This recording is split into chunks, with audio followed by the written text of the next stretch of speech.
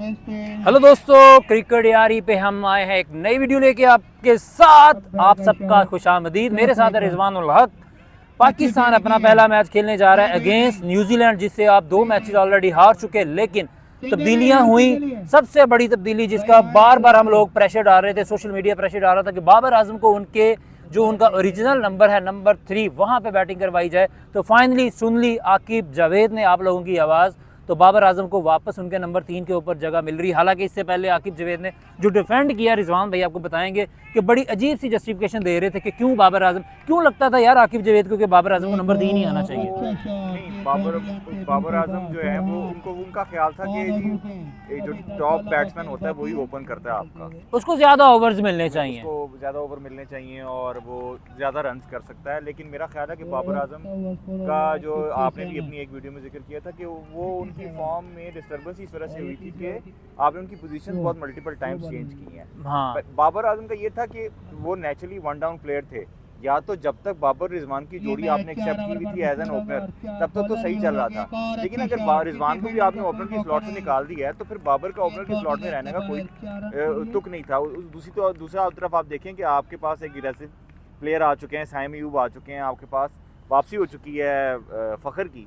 तो मेरा ख्याल है कि बाबर का वन डाउन ही जाना बनता था। और आपको एक और चीज़ बता दूं, जब आकिब जावेद से ये क्वेश्चन हुआ प्रेस में कि यार आपने उनको क्यों कुर्बानी का बकरा बनाया, बाबर आजम को नंबर 3 से हटा के, तो उन्होंने जस्टिफाई किया कि यार पाकिस्तान में जो पिचेस हैं बड़ी ट्रू होती हैं, अर्ली ऑन कोई नई बॉल इतना ज़्यादा स्विंग नहीं होती कि ज़्यादा डिस्टर्बेंस क्रिएट करें बाबर आजम के लिए। तो टफ कंडीशंस नहीं है, ज़्यादा ओवर्स मिलेंगे, ज़्यादा रन्स करेंगे।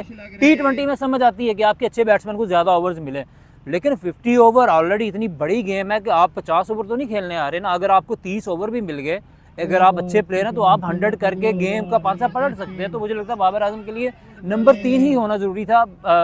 आकिब जावेद अपने डिसीजन को डिफेंड नहीं कर पाए, एक्सप्लेन नहीं कर पाए प्रॉपरली, इसलिए अब वो बैकफुट पे गए हैं और उन्होंने मान ली लोगों की बात और वापस बाबर आजम को नंबर 3 पे भेजा। मैं कुछ स्टैट्स बता दूं अपने दोस्तों को बाबर आजम के।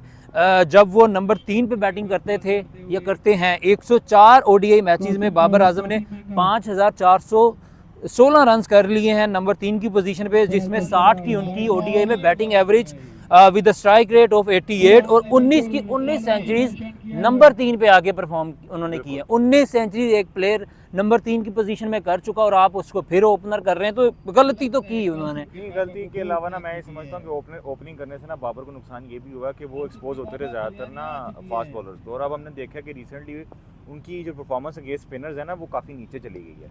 तो मिडिल ऑर्डर में जब आएंगे तो उनको चैलेंज का सामना करना पड़ सकता है। आप नंबर 3 पे आएंगे, बॉल पुरानी होगी और मिडिल ऑर्डर में अगर स्पिनर्स लगते हैं, स्पेशली इंडिया के अगेंस्ट जो टीम मैच होगा उसमें लोग बुमराह से कह रहे थे कि जी बुमराह चले गए हैं तो half of the team is gone. मैं नहीं समझता, मेरा ख्याल है कि बाबर को काफ़ी मुश्किल का सामना तो होगा। और बाबर बिल्कुल, और बाबर आजम ने 5 मैचों में पाकिस्तान के लिए ओपनिंग की। ODI में सिर्फ 88 रन उन्होंने बनाए, 29 उनका हाईएस्ट स्कोर, 17 की एवरेज, 78 का स्ट्राइक रेट, कोई 50 नहीं की। इट्स मीन के प्रेशर फील करते हैं जब वो ओपनर आते हैं, क्योंकि आपके ऊपर एक एडेड प्रेशर होता है कि आप पावर प्ले खेल रहे हैं, फील्ड रिस्ट्रिक्शंस है, तो आपको तेज खेलना है, अग्रेसिव रहना है, तो उसमें उन पे प्रेशर आता है। आपको ये बताता चलूं कि बाबर आजम जो हैं चैंपियंस ट्रॉफी का जो आखिरी मैच खेल रहे थे फाइनल, उसमें भी वो 48 करके जो आउट हुए थे वो स्पिनर की गेंद पर ही आउट हुए थे, अगर आपको याद हुआ। बिल्कुल, लेकिन वो उन्होंने अच्छी बारी एक खेली थी। वो ये था कि वो उन्होंने नीचे आकर एक अच्छी बारी खेली थी और उनको सपोर्ट मिली मिडिल ऑर्डर से।